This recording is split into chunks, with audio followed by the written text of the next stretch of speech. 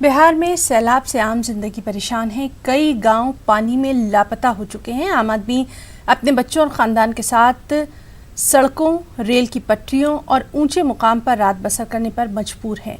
लोगों में नाराजगी भी देखी जा रही है। इनका कहना यही है कि इंतजामिया ने अभी तक इनकी कोई खबर तक नहीं ली है।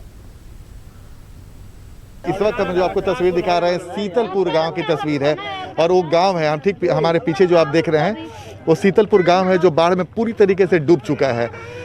लोग अपने घर को छोड़कर सड़क पे पहुंच गए हैं और किसी तरीके से जीने की कोशिश कर रहे हैं। लेकिन सवाल इनका ऐसा है जिसको सुनकर हम भी हैरान हो गए थे और सरकार को भी ये खबर देखनी चाहिए। कोई राशन उसन मिला है? नहीं क्या मिला, कुछ नहीं मिला है।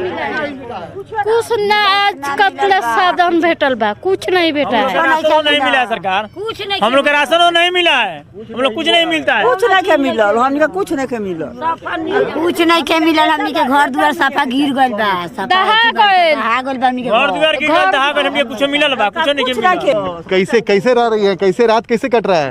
सर यही में जाग के हुई है, बड़ो बिछावना नहीं खे, बर बिछावना नहीं है सर, बैठ को हमनी दिन काटता। ये हमने आपको इन लोगों की बातें सुना दी। अब हम आपको कोशिश कर रहे हैं दिखाने का कि अब ये लोग रुकते कहाँ हैं रात में।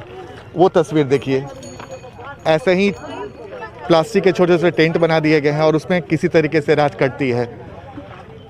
इधर एक और तस्वीर देखिए, एक खटिया, एक पन्नी ऊपर से लगा हुआ और एक परिवार ऐसे रह रहा है। ऐसे कितने परिवार यहाँ पे हैं जो शीतलपुर में, जिस गांव के बारे में हम चर्चा कर रहे हैं शीतलपुर, उस गांव में जब बाढ़ का पानी घुसा उसके बाद गांव के लोग बाहर निकल गए और इसी तरीके से ज़िंदगी जी रहे हैं।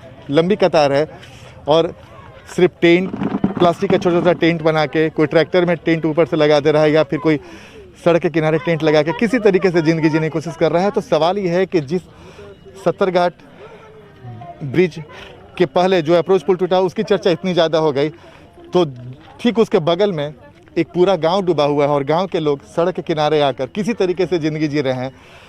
तो इनका सूद कौन लेगा? क्या चाची, कुछ मिला है खाने पीने का? कुछ नहीं के मिलल केहू का ना, कुछ नहीं मिलल।